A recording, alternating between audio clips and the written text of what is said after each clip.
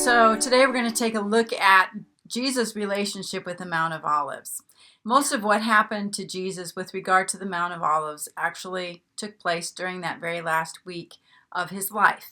So we're just going to take a look at that last week, and we'll see if you can see all the things that are going to be happening here. Just before the Passover, when Jesus was killed, he came up to Jerusalem via Jericho, which is down here, and it's down in the Jordan area. So Jesus was coming up from Jericho. He was going up to Jerusalem from Jericho.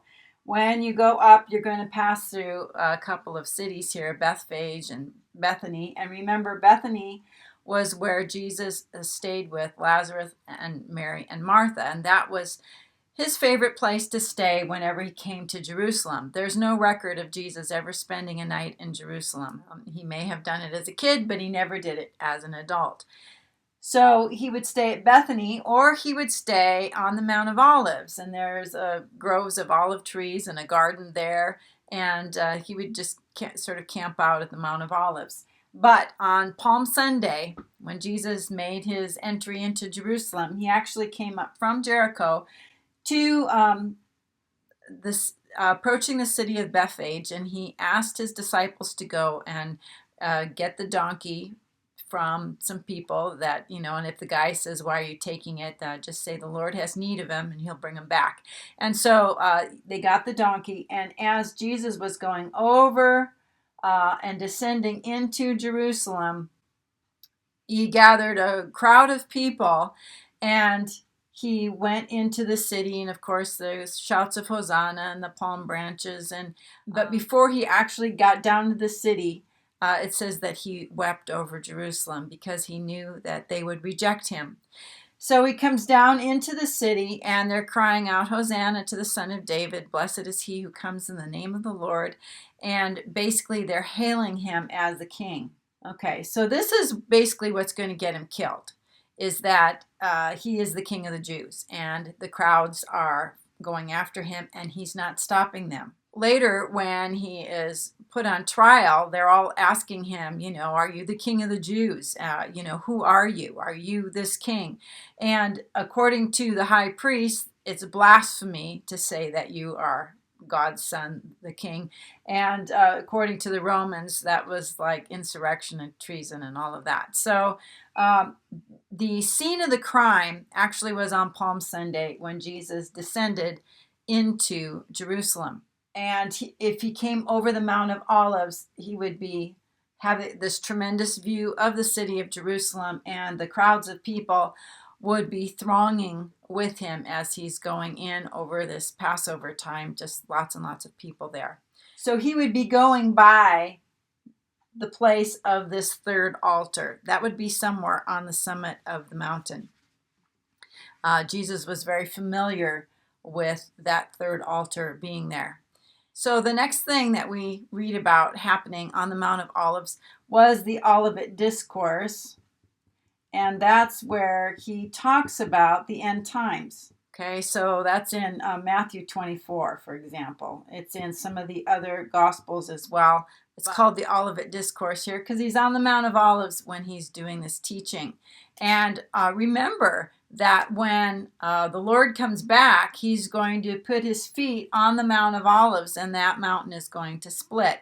So when you're talking about end time stuff, he's in a very apropos place to be talking about it, because the people who are listening to him would kind of get a feeling for some of the passages that we've looked at, for instance, in Zechariah 14. The next thing that happened to Jesus on the Mount of Olives was on the night that he was betrayed, he went to the Garden of Gethsemane, and he prayed there that God would take away this cup, but if not, that he was willing to go through with it.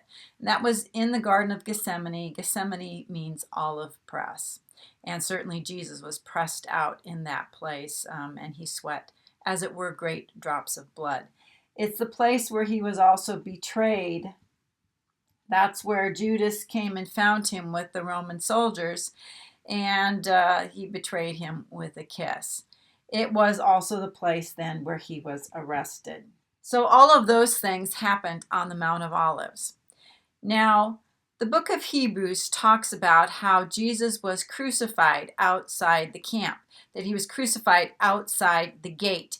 The camp is the temple, okay? And in order to be crucified outside the temple area, you have to be 2,000 cubits away. So a perimeter of 2,000 cubits is the sort of the extent where the crucifixion has to start.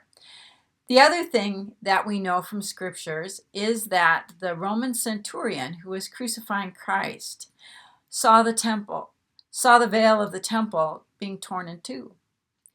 And the only way that you could do that is if you had a line of sight going through the door of the temple, which faced east. And remember, the altar of sacrifice, the third altar, is on the Mount of Olives, and it's the place where purification is made. It purifies.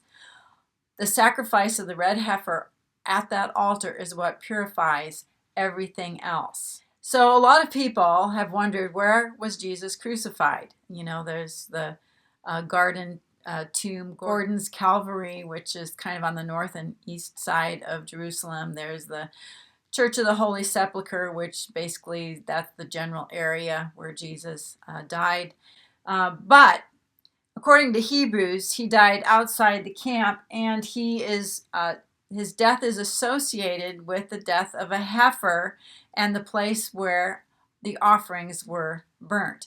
So on the Day of Atonement, for example, the offerings that were made for sin for the priests and for the people, once they were offered in the temple, were taken and burned to ash at the third altar. And the red heifer sacrifice that we've already talked about was done at the third altar. When the regular sacrifices were made and they had been burned to ash, they would put them in a little pile of ash, and then that ash was actually taken to the Mount of Olives. So there is this relationship between the Temple Mount and the Mount of Olives, that the sacrifices that happen here end up over here. Okay, the ashes of them end up over here.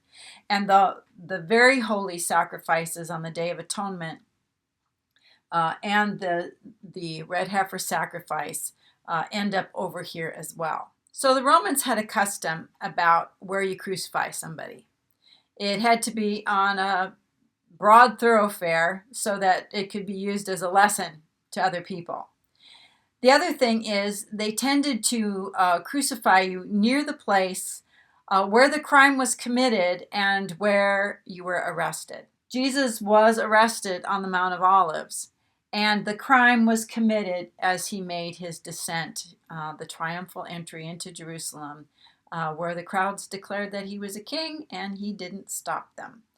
So the crucifixion would take place at that place. Now, God had designed all that, okay, so that is where it would happen. And Jesus made sure that he was there at the Mount of Olives so that would happen. This is where the third altar is, the one that makes purification for sin. And the third altar is actually the cross. And it's from this vantage point that the centurion would see the veil of the temple torn in two.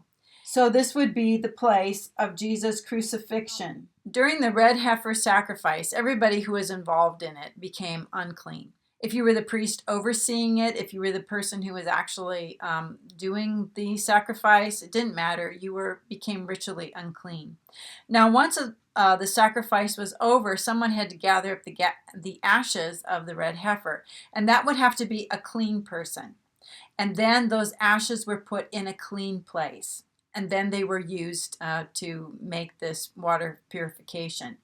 So in the typology of the red heifer, Christ is the perfect sacrifice that purifies everything. The book of Hebrews tells us that. He was sacrificed in his entirety, blood and everything. He took the sins of everybody on him, and everyone who was involved in his death became unclean. The high priest, the Jews, everybody said his sin be this sin be upon us. They all became unclean, but Joseph of Arimathea, who was a good man, asked Pilate for Jesus' body, and he put Jesus' body in a clean place. That is, he put him in his own tomb, in which no dead body had ever lain. So the burial of Christ was on the Mount of Olives in a garden, and there were gardens or orchards on the mountain. So that means that the resurrection also took place on the Mount of Olives. Okay? If he was buried there, he was resurrected there. And the last thing that pertains to the life of Christ was his ascension. And that was from the summit of the Mount of Olives. So all of these things took place in the life of Christ on the Mount of Olives. So if you're a Christian and you're a believer, you can see where this mountain right here has a lot more significance for you than the Temple Mount does. This is where purification for sin happened. This is where Jesus became our sin offering, and it's where he died, it's where he was buried, it was where he resurrected, it's where he ascended, and it's where he is coming back, okay? But when is he coming back? Okay, it's not at the end of the 7 years that he's going to touch down on the Mount of Olives.